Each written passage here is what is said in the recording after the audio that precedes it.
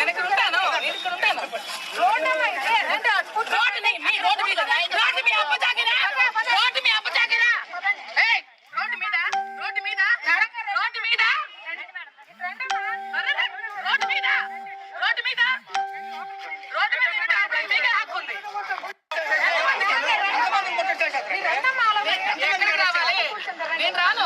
నేను ఇక్కడ ఉంటాను, నేను ఇక్కడ ఉంటాను.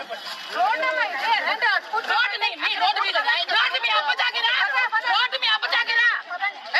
రోడ్డు మీద రోడ్డు మీద రోడ్డు మీద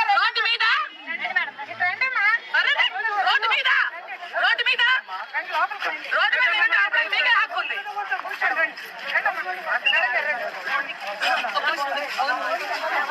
మేము ప్రశాంతంగా ఉన్నాం కదా.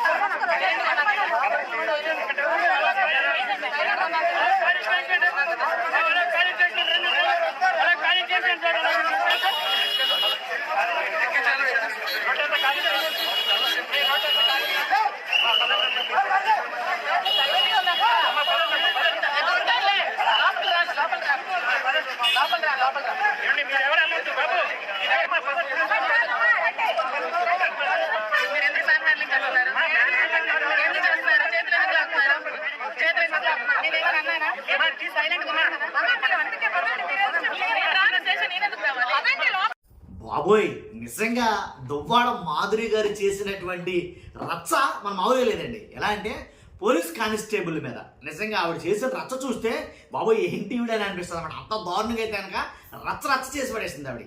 దేని గురించి అంటే కనుక దువ్వాడ మాధురి గారి భర్త ఎవరైతే దువ్వాడ శ్రీనివాస్ గారు ఉన్నారో ఆయన్ని విచారణ నిమిత్తం పోలీస్ స్టేషన్ తీసుకెళ్లారు.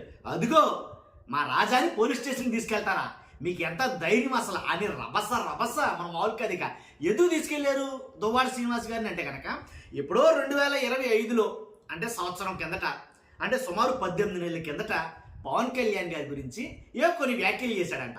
దాని గురించి పోలీస్ స్టేషన్ తీసుకెళ్లారు. అక్కడి నుంచి నడిచిందండి అసలు కదా. అసలు ఏం జరిగింది, అసలు దువ్వాడ మాధురి గారు చేసిన రచ్చ ఏంటి, మామూలుగా లేదు. అవన్నీ వీడియోతో సహా చూద్దాం. కాకపోతే దువ్వాడ శ్రీనివాస్ గారు కొన్ని సంచలనమైనటువంటి వ్యాఖ్యలు చేశాడు ఆయన. అసలు ఎలా అంటే ఒక సినిమాటిక్ లెవెల్ అనమాట. చూస్తే మీకు అర్థమవుద్ది. ముందు ఫస్ట్ రాష్ట్ర వ్యాప్తంగా అందరికీ ఈ విషయం తెలియాలి కాబట్టి మీ బాధ్యతగా మీరు లైక్ చేయండి. మీరు లైక్ చేస్తే ఎక్కువ మందికి ఇన్ఫర్మేషన్ షేర్ అవుతుంది. కొత్తగా మన ఛానల్ చూస్తే పక్కాగా సబ్స్క్రైబ్ చేయండి. మీ అమూల్యమైన అభిప్రాయాన్ని కామెంట్ రూపంలో తెలియజేయండి. దువ్వాడ మాధురి గారు అలాగే రాజా, అంటే రాజా అని పిలుస్తుంది ఆవిడ బుద్ధిగా, అయితే శ్రీనివాస్ గారు. కాబట్టి ఆయన్ని తీసుకెళ్ళి ఏదో ఉగ్రవాదిని విచారించినట్లు, లేదా ఏదో మర్డర్ కేసులో వ్యక్తిని విచారించినట్టు, ఏదో రకరకాల అంటే ఏదో భయంకరమైనటువంటి వ్యక్తిని విచారించినట్లు సుమారు 9 నుంచి 10 గంటలు సబ్జెక్ట్ కరెక్షన్ ఇంచుమించుగా 10 గంటల పాటు విచారించారంట దువ్వాడ శ్రీనివాస్ గారిని. కారణం ఏంటంటే కనుక ఫస్ట్ చెప్పింది ఏంటి వాళ్ళు, ఒకటే ఏదో పవన్ కళ్యాణ్ గారి మీద సంవత్సరం కిందట 18 నెలల కిందట ఏదో అనుచిత వ్యాఖ్యలు చేశారని. కాకపోతే ఆయన రెచ్చిబడండి గారు, ఆయన శ్రీనివాస్ గారు ఎలా అంటే మామూలు కాదు. నన్ను ఎందుకు అరెస్ట్ చేసావో నాకు తెలుసు అచ్చెన్నాయుడు ఆయన మాట్లాడతాం. అచ్చెన్నాయుడు గారికి ఫుల్ వార్నింగ్ అయితే ఇవ్వడం జరిగింది దువ్వాడ శ్రీనివాస్ గారు. మన మామూలు వార్నింగ్లు కాదనమాట, భయంకరమైన వార్నింగ్లు.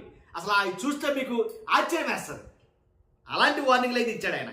కాబట్టి ఎందుకు రానంటే కనుక నన్ను అరెస్ట్ చేసిన కారణం ఏంటంటే మంత్రి అచ్చెన్నాయుడు ఏంటి ఇంచుమించు సుమారుగా 75 కోట్ల రూపాయల స్కామ్ చేస్తే ఆ స్కామ్ని బయట పెట్టాను నేను.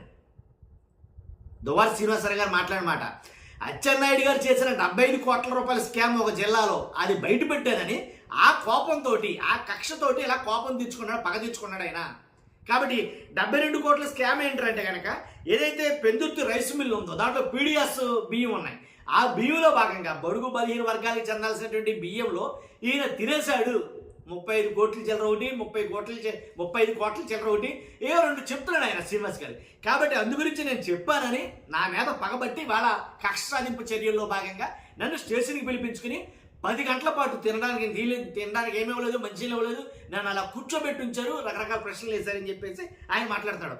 ఆయన సవాల్ కూడా చేశాడు. ఆయన ఒక ఛాలెంజ్ ఇస్తాడు ఆయన అచ్చెన్నాయుడు గారికి.